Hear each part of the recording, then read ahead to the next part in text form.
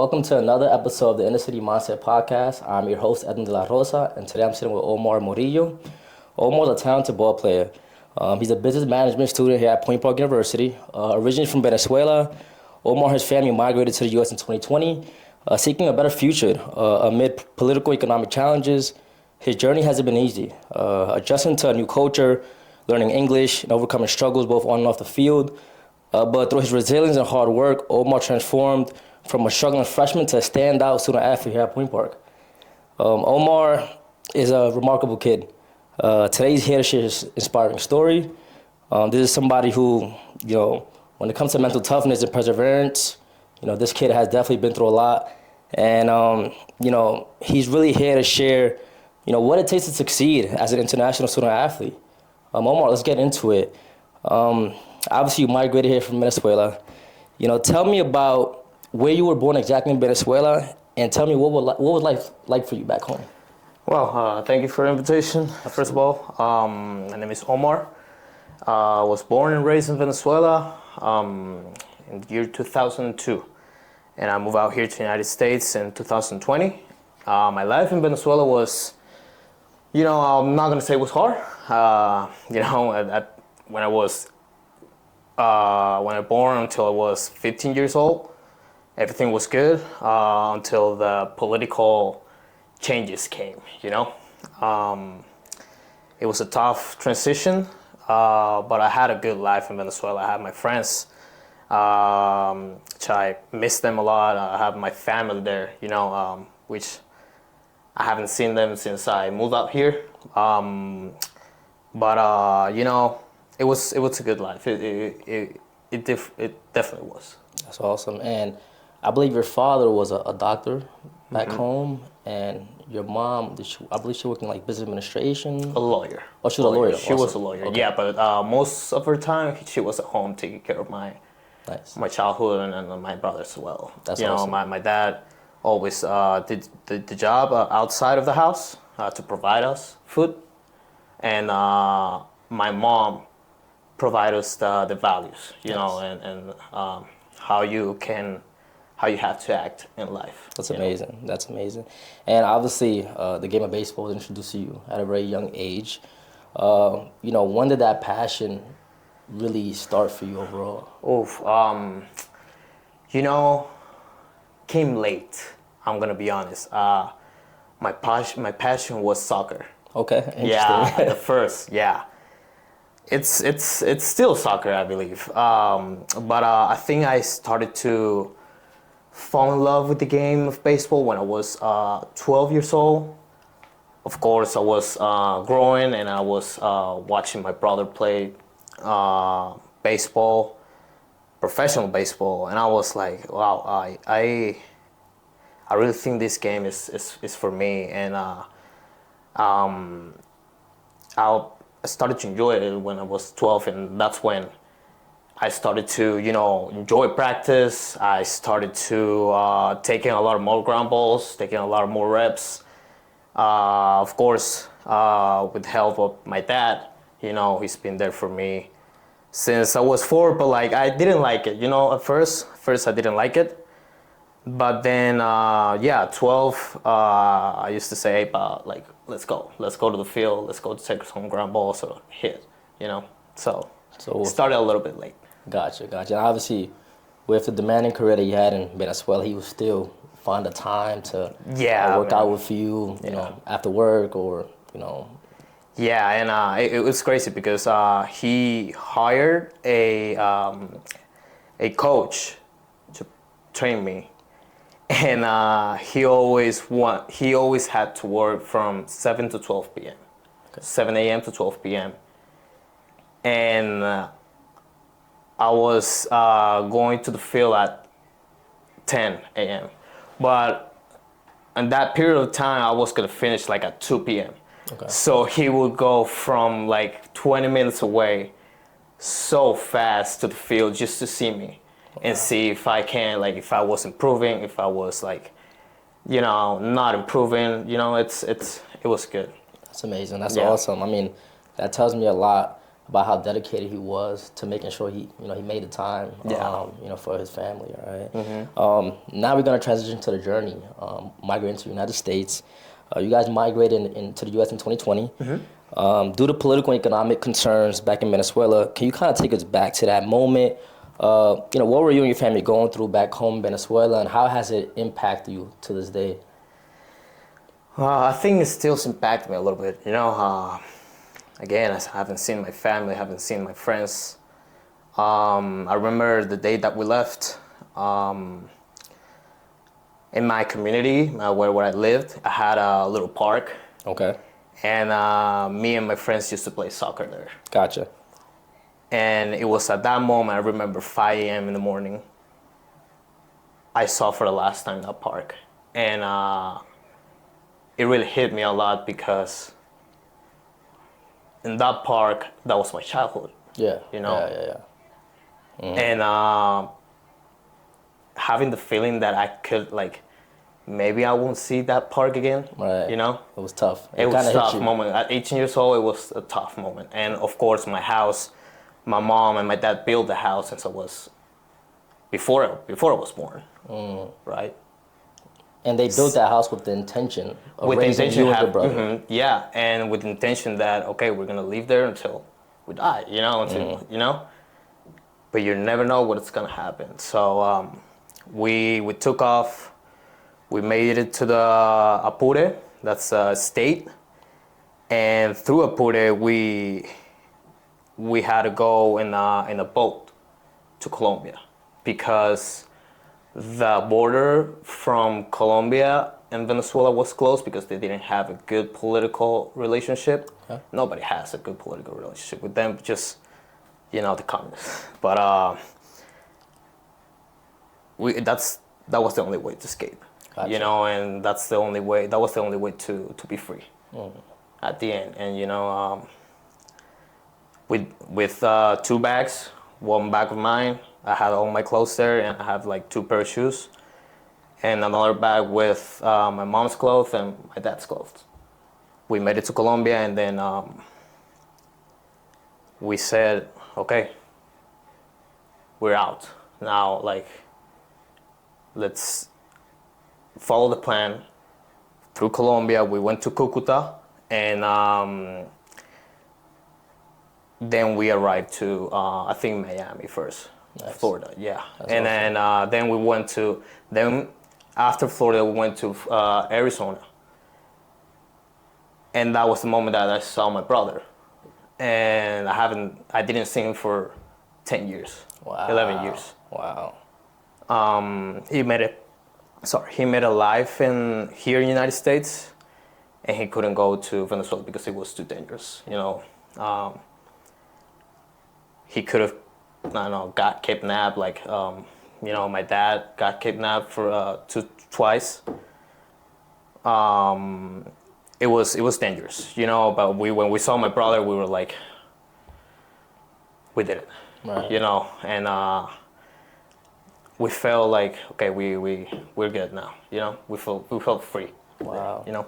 And obviously, you mentioned that when you arrived to Arizona, that was the first time you saw your brother in 10 years. Can you kind of give us some context? Obviously, your brother was signed by the Cincinnati Reds. Can you tell us a little bit more about, I'm guessing that was the main reason why you didn't see him in so long, right? Can you tell us what year he was signed and what that process was like for him? Well, it was a tough process. I think the story that I know, the story that always my dad says, and my mom and him as well, he was a prospect for July 2, 2009. And you know that if you go, if you pass July 2, Right. Julio, it's really hard to sign for international athletes. If you break that, if you pass that point, So, it's really tough. But he signed in August 2009, if I'm not wrong. okay. And he was in the field. He started to go to the field since he was 2 years old. It was different than me. I had a park where I could play soccer, his spark, that was my part, but his spark was the field. And I think it's a great story. You know, he's my idol. He's something that I can follow because his ethic work. Right. You know, he really put the effort in it. You know, That's amazing. That's awesome. And obviously, you know, so when you guys landed in Arizona, did you guys move straight to Cincinnati after that, or did you spend some time in Arizona? we spent 6 months in Arizona, Okay. living not with my brother, but close to my brother, like 10 minutes. You know, we had to see him a lot, and also we in that period of 6 months, we had to make a plan, right? Because we did it, right? We did it here, like we're now here, but now what are we gonna do, right? And my mom and my dad always wanted the best future for me. And we made a decision that my future was to find something that I can like where I can study. You know, that was the plan. That was the plan. That was the main plan. Would that be hard? Yeah, because I didn't have the English yet. It was hard for me. I had the base, but like, you know, those like the base that you have in high school. That is like, how are you? Or like where to be? You know, it's hard. It was hard at that time, but like we didn't. We believed. You know, we believe and I did as well. You know. That's awesome. Yeah. That's amazing. And what would you say was the biggest, like the toughest transition for you, like when it comes to adjusting to the life, right, in the United States compared to Venezuela? Oof. I think, of course, the system is different. Okay. I think, I didn't, I didn't get a job in Venezuela. I think my first job was here as a dishwasher. I started as a dishwasher, and I'm like, oof, this is different now. Like this is like real life now. You know what I'm saying? It's like it's a average immigrant life. You know, like you have to start low and then go up. You know, but I think the system was hard. You know, to get in there. Gotcha. And obviously, like when you arrive in the United States, it's kind of hard, you know, to really do it by yourself with no support from anybody. Yeah. Obviously, we have a lot of families that do it all the time, right? But there's a very special family that played a very, you know, major role in your support system when you guys arrived to the United States. Tell me about what type of impact the Larkins family played in helping you and your family adjust into the United States. Oof. Nah, it was.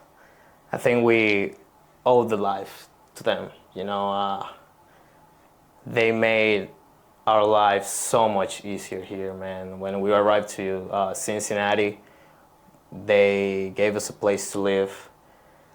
My first job as a dishwasher was in their restaurant. So, also, they helped my family to, you know, get jobs. But at that time, we didn't have the visa to get jobs.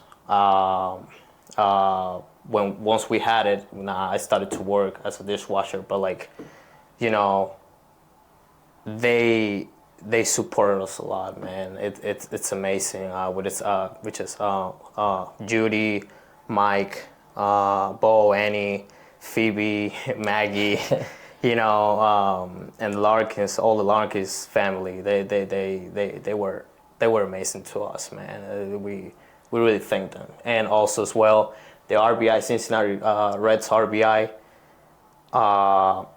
I'm so grateful to them because that's where I started to play here, baseball here, and because of them, I went to a showcase, which Point Park was there, you know. So I was blessed, you know. We were lucky to find good people, you know, and that's it, man. It's very amazing. Yeah, it's very cool. Absolutely. Yeah. And you know, one thing I would say is that what the Larkins family did, I would say that they changed you and your family's life in many ways, but I feel like there's no better family, right? No. That they could have helped, No. at that moment, Yeah. right? It was they were obviously in a situation where they could make an impact and help you guys out. But what I really want them to understand is that it's much more than a college education. It's much more than the game of baseball. Yeah. Like they just changed the trajectory of your life, right, and your future family's life. And for better. Like it wasn't like no, let's help him because the Maggie, it's my brother's wife. We have to know they did it because they love us, and then they show that true love for us. Absolutely. And we thank them a lot. It's very amazing what they've done for us. Absolutely. And you mentioned the RBI, Cincinnati Reds. Cincinnati Reds RBI. Yes. Cincinnati Reds RBI. This was a child ball organization that really helped a lot of, I'm guessing, like inner city athletes in Cincinnati. Yes. Like that program, they probably thought that they were only helping inner city kids in Cincinnati. When they ended up opening up an opportunity to international student, right? And that led to you earning a scholarship here at Point Park, and we're going to transition into that now. In 2022, you started your college career here at Point Park University. What was that transition like academically, socially, and athletically? Academically was tough, Academically was tough. I remember, I'm going to tell this story. I don't tell people this story. I remember my first class was a 9:40 class. And as you know, Venezuela is very different. We only have a book, and then a pencil. That's it, I went to that 9:40 class with a book and a pencil. And I remember the teacher, Beth, I remember her name, Beth. She was on the board, right? And she made all these comments about Schoology. And you have to go to Schoology, and then you have to do this, and you have to log in here, then you have to go in the syllabus. Then I was like, whoa, nobody told me about this. Nobody told me about this. I was shocked, and I remember I was like, what is happening? I was in shock, and I was like, what is this? I went back to the Lawrence, and I called my dad, like, hey, like, I don't know what to do. And I'm like, almost like crying, and I was like, I don't think this is for me. He said, no, like, you have to go through it. You have to experience the unknown, right, to be better. You have to get out of the comfort zone. And I remember the next day I went to her office. I'm like, I'm sorry, I'm new here. Teach me how to do it, And then I brought my computer. Then she told me everything. And I really thank her. If you've seen this, thank you for that. She was a very good help for me. But that was my transition. That was a very hard moment for me, and that made me realize that this is a new game, right. And I think every new student that comes from another country is like, okay, this is new, this is how they operate here. Gotcha. And obviously, also on the baseball side, it was also a very big transition as well. You can choose whether academics or on the athletic side. What would you say were like some of the toughest moments for you during that freshman year? Well, of course, academically was hard. It gave me anxiety, stress. Also, the baseball side. I didn't think that the baseball side was going to be that tough because I was doing it since I was 12. But this is not. Again, this is another whole system. Right. We didn't have rundowns in Venezuela. Right. We didn't have bunt defenses in Venezuela. We didn't have picks in Venezuela. We only learned how to run the 60s, how to catch ground balls, 10 ground balls for the showcase or the tryout you're doing, hitting BP and hit against pitchers. That's it. When I remember our coach said, okay, now we're doing picks. The first 3 balls I missed. I'm like, what is going on? What is this? You know, it's difficult. Of course, it gave me anxiety. I don't know if we're gonna get to like the jibs or something like that, but like I had the jibs. I experienced the toughest moments of my life. I think those 5 months were the toughest moments of my life. Of course, like 100%, 100%. I had the jibs. I forgot how to throw. For how much? 2 months, something like that. Like 2 months, 1 month and a half, like that. Like I was like, what is going on? And it was all mental. It was all mental. It wasn't physical. It wasn't because I was bad. It was all mental. It was all mental, and you know, that was the toughest moments, you know, in my freshman year. Gotcha. Yeah, and I really think. Sorry, I really think like I thank you because he was my throwing partner while I had the jibs, and we like I don't know every day we were throwing, we could be like in like 5 feet from each other. I would throw it to the ground. What this guy did for 1.5 months, 2 months, and 2 months, he didn't say anything to me. He didn't put a word. He didn't he was like, hey, throw it good, throw it come on, throw it to the chest. Never. Like he went to grab the ball and say, hey, Omar, it's okay, just throw it. And I really thank you, brother, because I really needed that person at that moment. You know, that was a tough moment for me. And I think my dad, my mom being in another state, you were like my dad and my family at that moment, you know. And you were with me, and thank you a lot, brother. Sure, that means a lot. Right, to hear that coming from you. At the time, I saw that you had all the talent in the world. But I feel like when you come in as a freshman into a program like the program that Point Park has, it's not just talent. Right? You gotta have the mental toughness. You gotta have that grit. You gotta have that fire, and you need to understand that at the end of the day, you're gonna be tested every single day. And I just wanted to make sure that you were as comfortable as possible. Again, it was a very different environment. Yeah. There were a lot of guys much older than you. Older, right? yeah.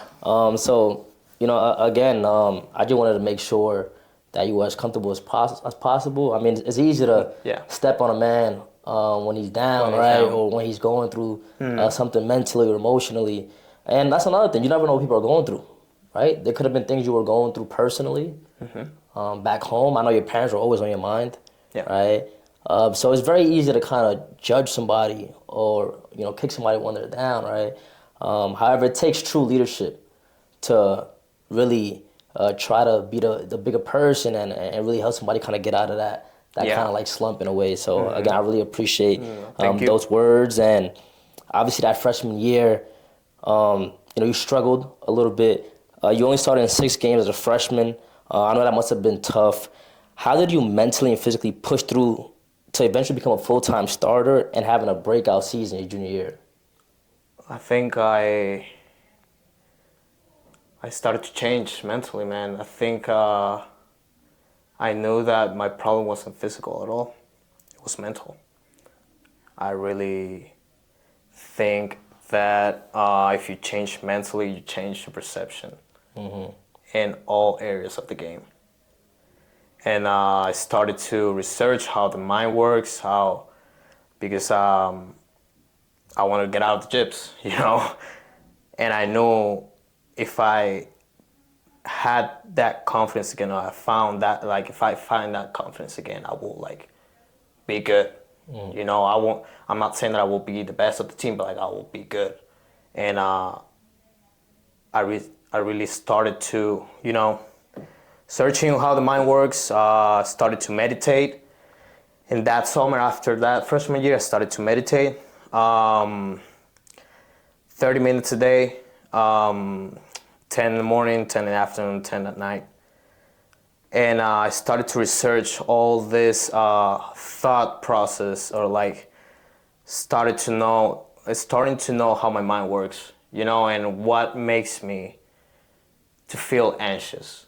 Because if you're anxious, you're not, I'm sorry, but you're not gonna be like 100% good. You're not. How you can calm those emotions, how you can calm those thoughts. And I realized that it all is like in one word. Stay present. Gotcha. Stay here. Nice. Being here. Being present. If you're present, there's no fear. There's no anxiety. There is no stress. If you're not thinking about the future, you won't be stressed.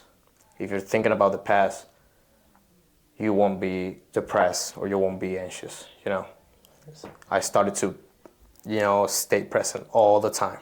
And of course, those thoughts about like, we always gonna have thoughts about like our past.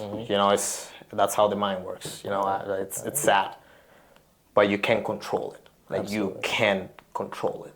Right. And I really say that because I was bad, man. I was bad for 2 months. I remember, but like I got through it. And everyone has to find a way. And there's always a way. Absolutely. And when I graduated, from Point Park, obviously I will, stay in touch with you guys and I will follow the success that you guys were having.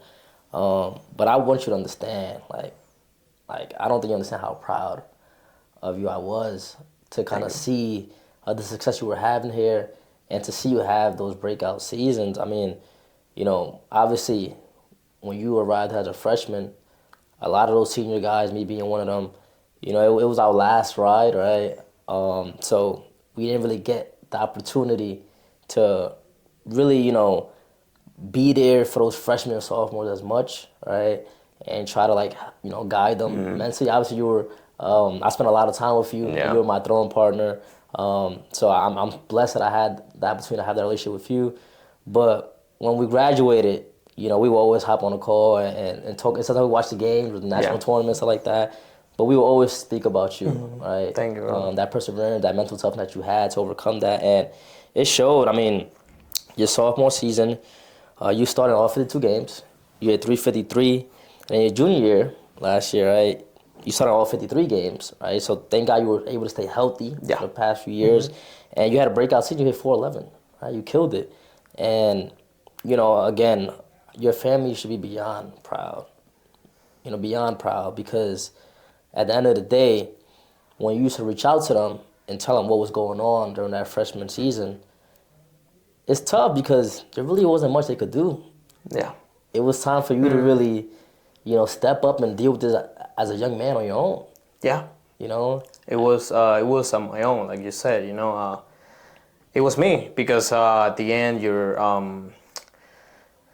how can I explain this? Your mental capacity or like your mental strength, it only comes from you. Like you're the only man that can control it. Right.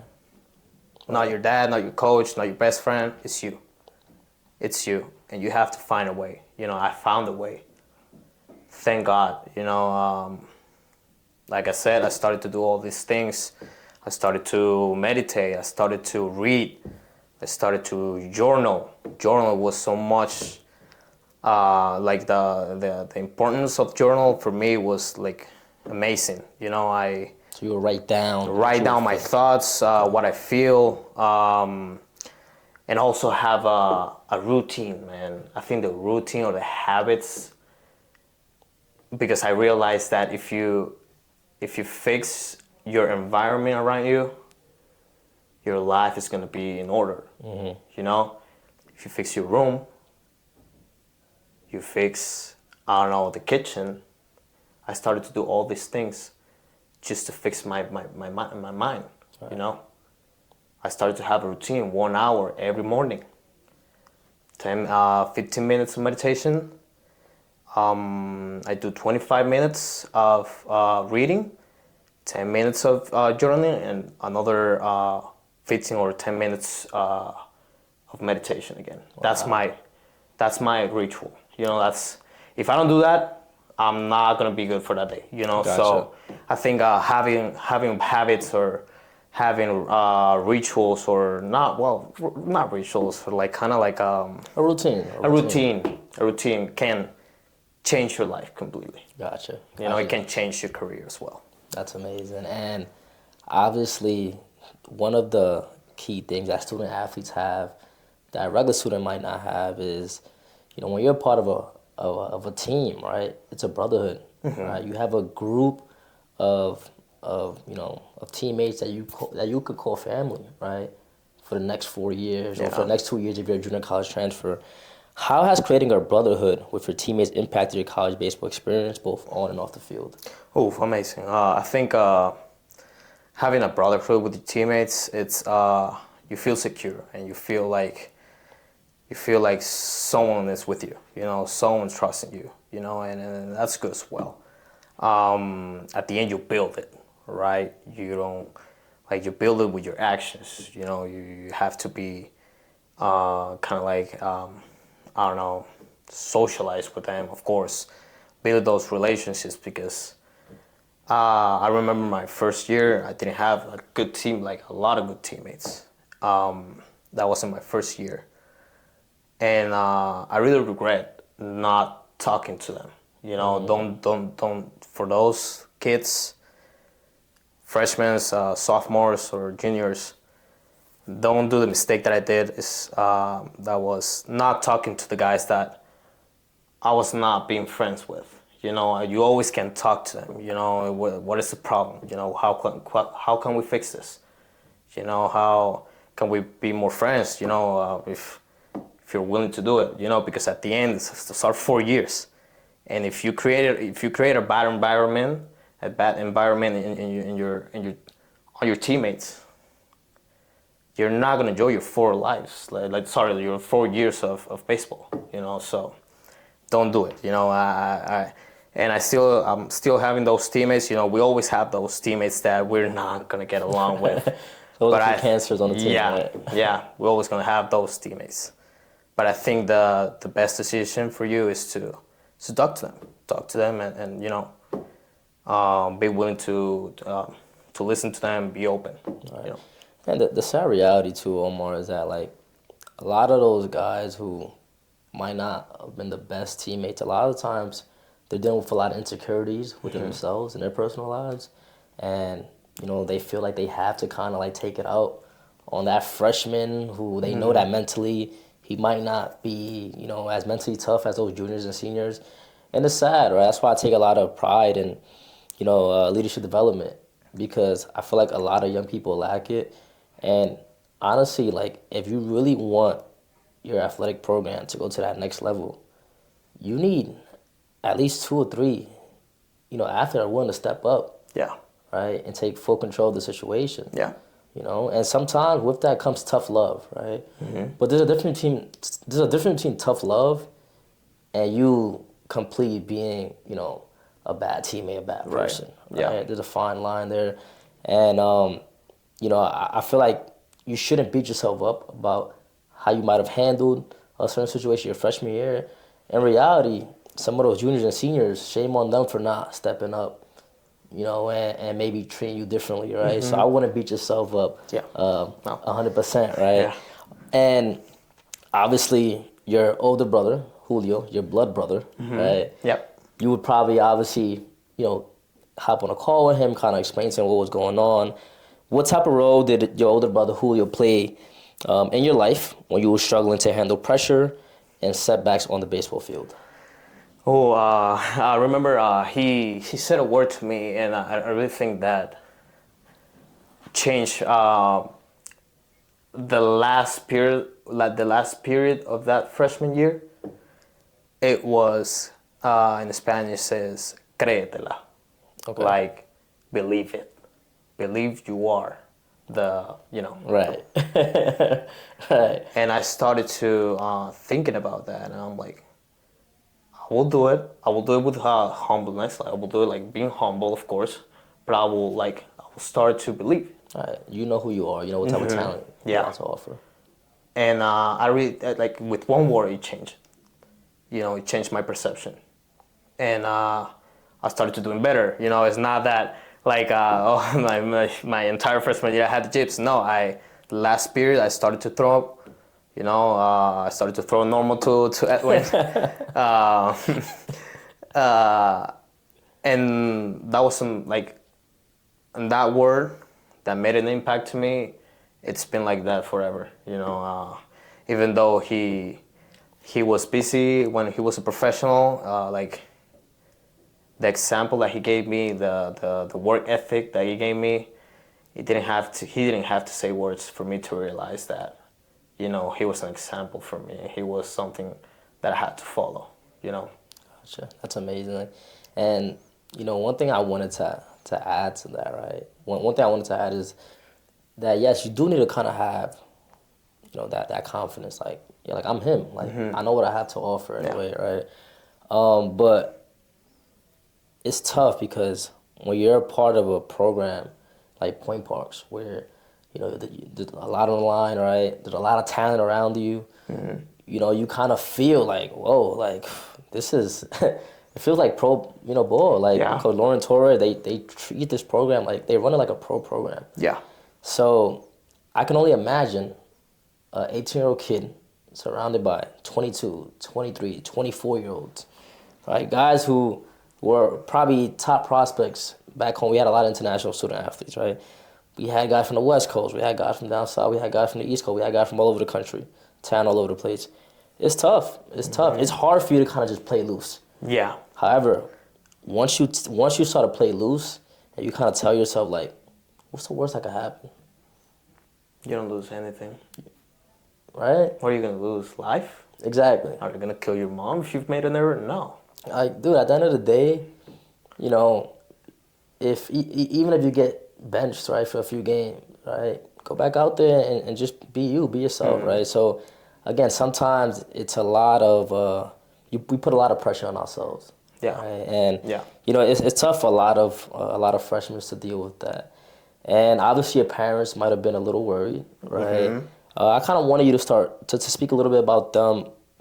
What do your parents mean to you, and how they prepare you for this collegiate journey? Oh man, they I'm always gonna say it.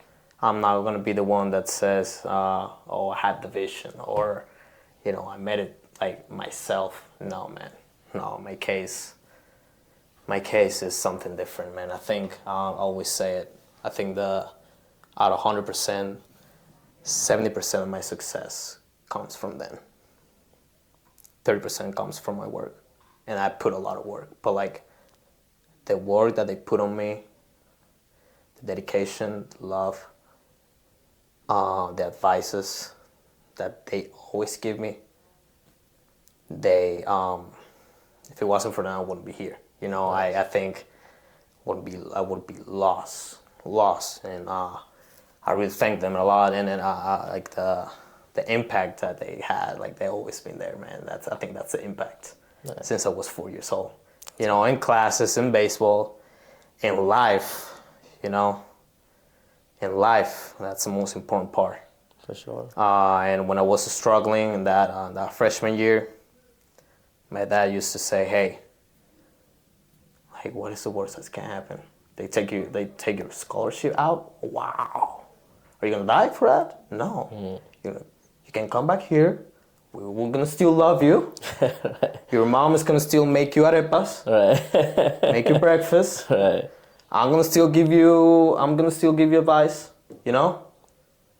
We love you. You're gonna be good." And when I heard that, as well, I heard my brother, but when I heard that, I'm like, they took a lot of weight out of my shoulders. Off your shoulders, yeah. That's amazing. And obviously, the academic part has always been very important. Yeah. Your dad was a doctor.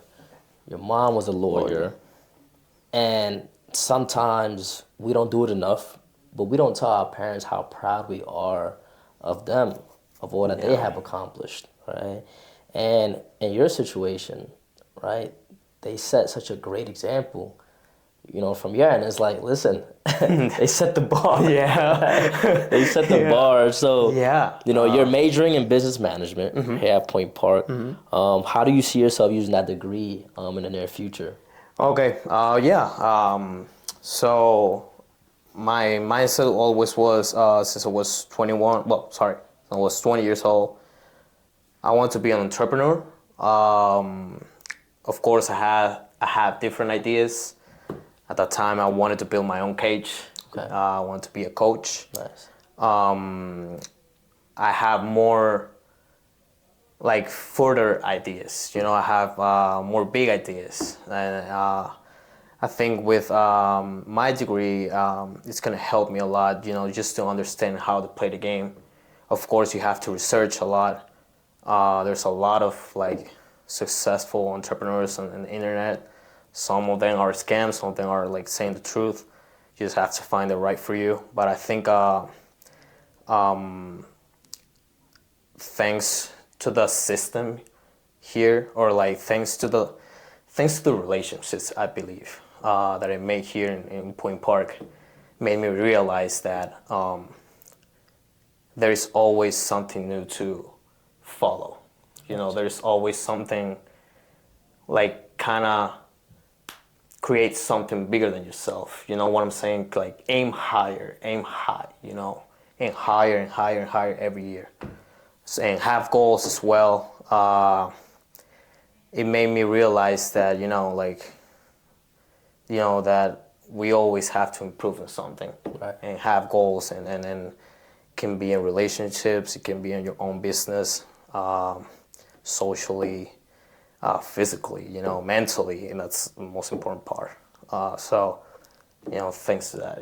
That's amazing. And you mentioned to me in the past that you want to help student athletes and professionals develop a strong mindset and improve their emotional intelligence. Can you talk to me more about that mission? Yeah. So, well, my story. Um, you know, I wasn't the only one going through that. And I really don't wish to anyone to go through that. If someone is going through that, I really want to help him.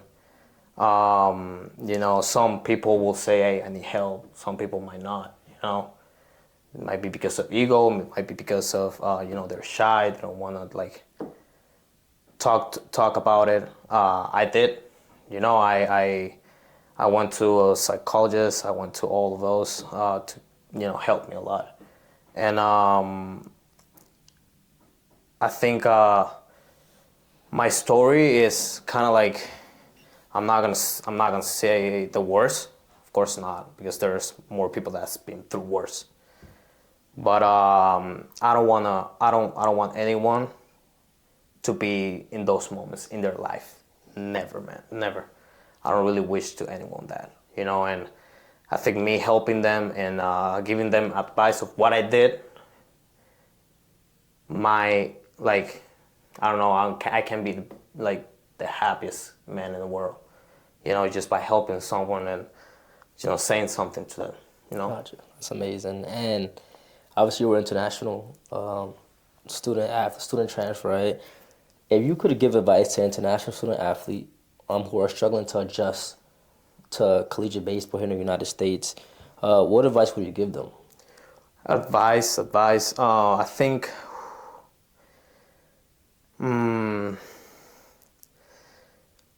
what really saved me is having, fight through adversity, or search for the unknown, or get out of your comfort zone. I think that's, for me, it was good, because once I got out of my comfort zone, I started to get comfortable in so many areas of my life, academically, and baseball wise, relationship. If you get out of your comfort zone and you try new things, and you research new things, and you get out there, and like, doesn't matter if you make an error, we're always gonna make an error. If we don't make errors, how are we gonna be successful in life? How are we gonna learn? Exposed to that, errors or like go through that uncomfort moments, like uncomfortable moments. I think that would be my advice to them. Gotcha. Beautiful response. Because I think it's a different system, and you getting out there, you going to that uncomfort zone, and fight through it, and learn about it. You're gonna be good. Nice. Awesome. And looking ahead, do you see yourself continuing baseball professionally, or do you see yourself focused more on like the coaching side, business and maybe mentorship? I think mental size. I think mental side because it's so important these days. I think society is going through like some tough moments. I think anxiety is becoming something normal. Okay. Or stress is becoming something normal. I think me helping them like getting out of there. It's for me the most important like part. Gotcha. Thing. Yeah. That's amazing. And Omar, if you could go back and talk to that 18-year-old Omar, right, who was just walking on campus, right, at Point Park during football, what advice would you give him? Don't be afraid. Don't be afraid to, I'm not gonna say the words, but like make errors. Make errors. Don't, at that time I'm gonna say I realized it, man. I had an ego. And the ego of like not making an error or like being afraid to make errors, that's not it, man. That's not it. You have to make errors to be successful. Gotcha. It sucks. But like through errors you'll realize that you're making something wrong. And if you don't go out there, you don't make errors, how are you gonna realize that you're doing something wrong? Like Absolutely. Absolutely. I think that would give me my advice. Like myself and advice will be don't be afraid to make an error. Make errors. It's okay. Gotcha. And Omar, you mentioned earlier that society, we have a lot of people dealing with mental health issues, right? Some will argue that could be due to social media, people constantly trying to compare their lifestyles to other people. It could be due to personal things that people are going through at home. And sometimes some people have no idea how to embrace their surroundings and to truly be grateful for what they have, right? Mm-hmm. My question to you is, what does success mean to you at this stage in your life? Success means... I think it's a tough question, man. Wow. It means that I'm getting better. I think success for me in any area of my life is that I'm doing something good, or like I'm doing something for myself to get better. If I reach my goals at the end of this year, that'll be a success. Because why? Because like I'm working for it, and I'm like, okay, I'm doing the right thing. I'm where we're supposed to be, and that will be success. Success for me is success for me is not money, man. For me, success is more like, of course, money is important. I'm not gonna say it's not important. Don't make me wrong. But like, success for me is be good on your business. If you create a business, if you want to be an entrepreneur, be good socially, be good at your relationships, be good at your physical shape, or like and every of those examples are goals. And I think if you reach those goals, you're successful. Right. It doesn't matter like if you have 100 million or you have 10,000 in your bank account. If you complete all your goals, you're successsul. That's amazing. I love that response. I mean, listen, Omar, this has been an amazing conversation. Thank you for sharing your story.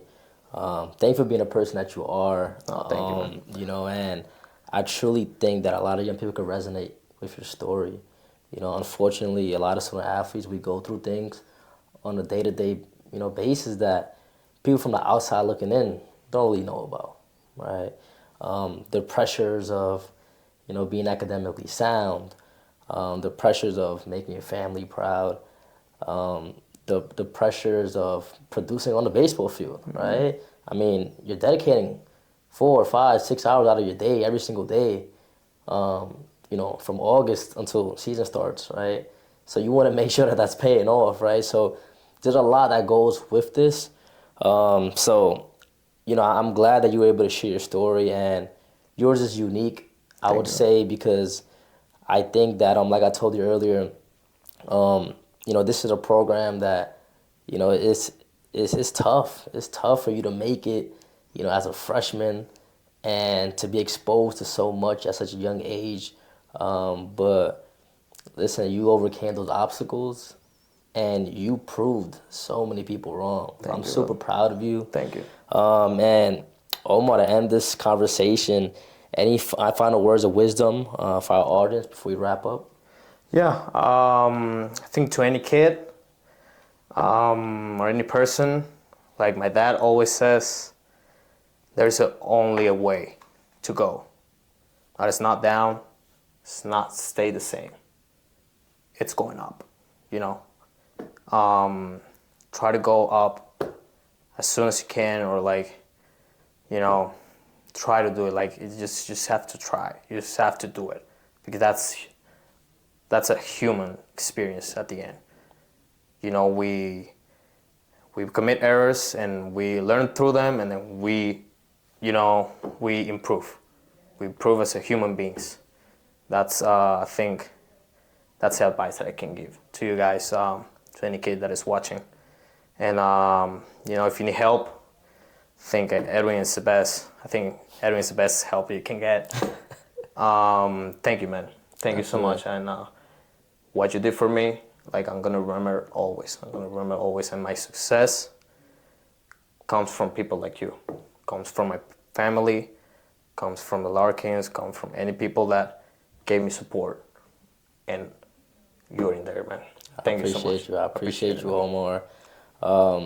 Again, seeing your journey has been awesome.